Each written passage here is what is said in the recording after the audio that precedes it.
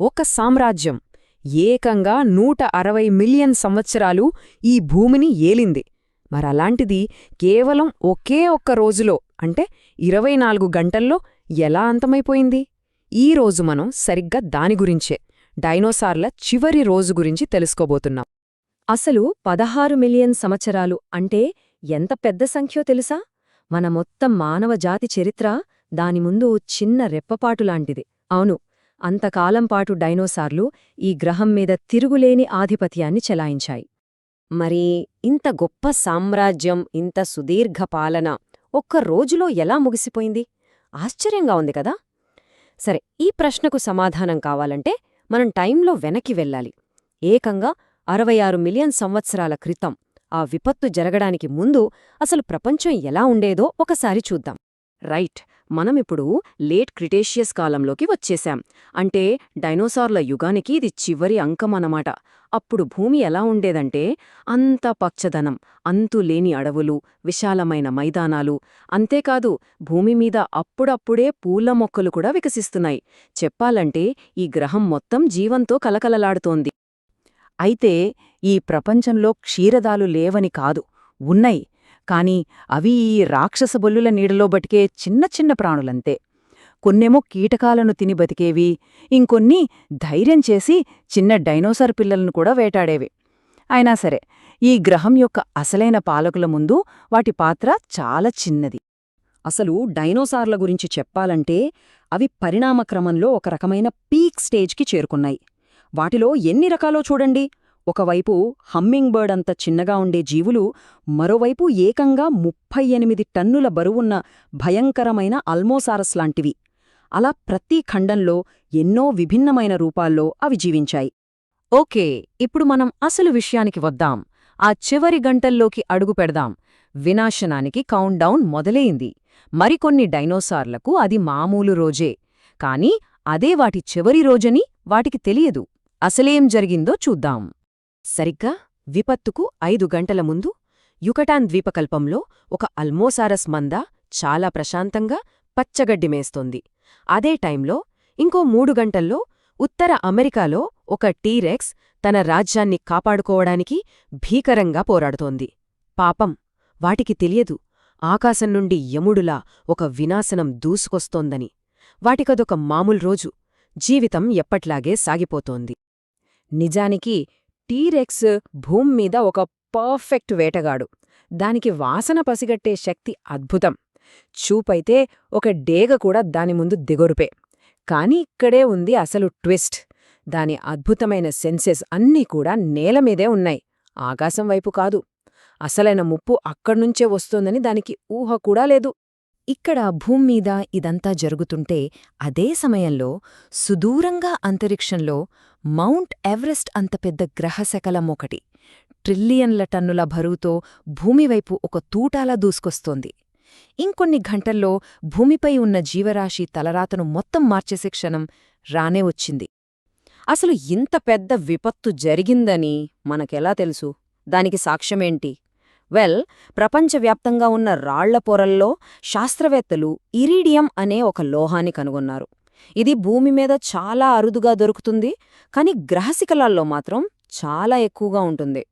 ఇక అసలు ప్రూఫ్ ఏంటంటే 1990లలో యుకాటాన్ ద్వీపకల్పంలో ఏకంగా 180 కిలోమీటర్ల వెడల్పున్న ఒక భారీ గొయ్యిని కనిపెట్టారు. సరిగ్గా మనం ఇందాక చెప్పుకున్న అల్మోసారస్ మంద గడ్డిమేస్తున్న ప్రాంతంలోనే. ఆ గ్రహశకలం భూమిని గుద్దుకున్నప్పుడు విడుదలైన శక్తి మన ఊహక్కూడా అందదు. దాన్ని ఎలా చెప్పాలంటే, మన మానవ చరిత్రలో పేలిన అన్ని అణుబాంబుల శక్తిని కలిపినా దీని ముందు అది ఏమాత్రం సరిపోదు. ఒక్క మాటలో చెప్పాలంటే 10 బిలియన్ల హిరోషిమా బాంబులు ఒకేసారి పేలితే ఎంత శక్తి పుడుతుందో అంతకంటే ఎక్కువ. ఇక తాకిడి జరిగిన ఆ మొదటి సెకను అంతే, సూర్యుడి కంటే కొన్ని వందల రెట్లు ప్రకాశవంతమైన కాంతి భూమిని ఒక్కసారిగా ముంచెత్తింది. 1000 కిలోమీటర్ల దూరంలో ఉన్న టీరెక్స్ కళ్ళు ఆ కాంతికి వెంటనే కాలిపోయాయి.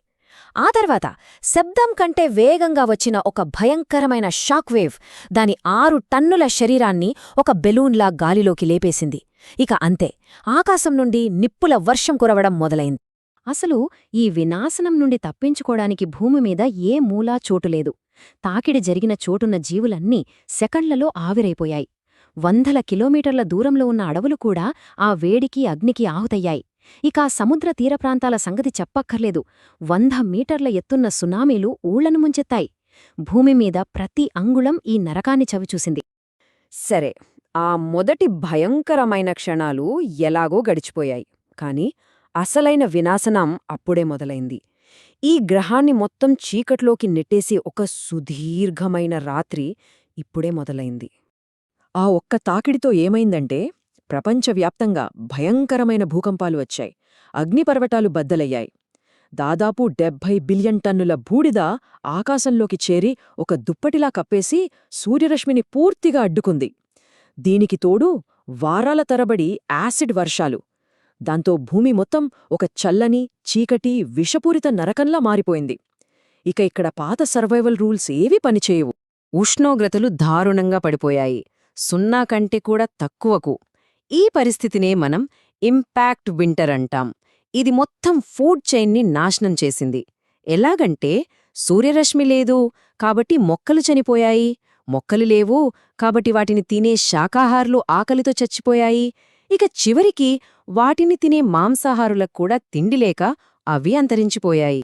అలా ఆ తాకిడి నుంచి ఎలాగో బతికి బయటపడిన ఆ చివరి డైనోసార్లు కూడా ఈ చీకటి, చల్లని ప్రపంచంలో ఆకలితో అలమటించి ఒక్కొక్కటిగా చనిపోయాయి. దీంతో 160 మిలియన్ సంవత్సరాల పాటు సాగిన డైనోసార్ల యుగం అధికారికంగా ముగిసిపోయింది. కానీ కథ ఇక్కడితో అయిపోలేదు. ఎందుకంటే జీవం అంత సులభంగా ఊడిపోదు. ఈ బూడిద నుంచే, ఈ ప్రపంచ విపత్తు నుంచే జంతువుల్లో ఒక కొత్త ఆధిపత్య వర్గం పుట్టుకొచ్చింది. ఇక్కడే ఒక ఐరనీ ఉంది.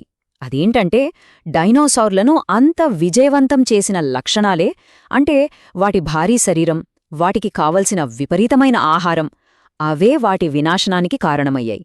మరోవైపు క్షీరదాలు, వాటి చిన్న పరిమాణం, బొరియల్లో దాక్కోగలగడం, తక్కువ ఆహారంతో బతకగలగడం, ఇవే ఈ కొత్త కఠినమైన ప్రపంచంలో వాటికి అతిపెద్ద ఆస్తులుగా మారాయి, వాటిని కాపాడాయి. ఈ విపత్తునే మనం క్రెటీషియస్ పాలియోజీన్ వినాశనం అని పిలుస్తాం. ఇది భూమిమీద ఉన్న జీవుల్లో ఏకంగా 75% తుడిచిపెట్టేసింది. కాని అదే సమయంలో ఈ కొత్త కఠినమైన ప్రపంచంలో బతకగల జీవులకు మాత్రం ఒక కొత్త దారి చూపించింది. అన్నింటికన్నా ఆశ్చర్యకరమైన విషయమేంటో తెలుసా? డైనోసార్ల వినాశనమే మన మానవజాతి ఆవిర్భావానికి కారణమైంది. ఒకవేళ ఆ రోజు ఆ విపత్తు జరగకపోయుంటే క్షీరదాలు ఎప్పటికీ ఆ నీడల్లోనే ఉండిపోయేవి. బహుశా మనం కూడా ఈరోజు ఇక్కడ ఇలా ఉండేవాళ్లం కాదేమో. ఒక్కసారి ఆలోచించండి. డైనోసార్లు ఈ గ్రహాన్ని 160 మిలియన్ సంవత్సరాలు పాలించాయి. మన మానవ జాతి ప్రస్థానం మొదలై కేవలం కొన్ని లక్షల సంవత్సరాలే అయింది. మరి మనం వాటి రికార్డును అందుకోగలమా? ఈ ప్రశ్నతోనే ఈరోజు ముగిద్దాం.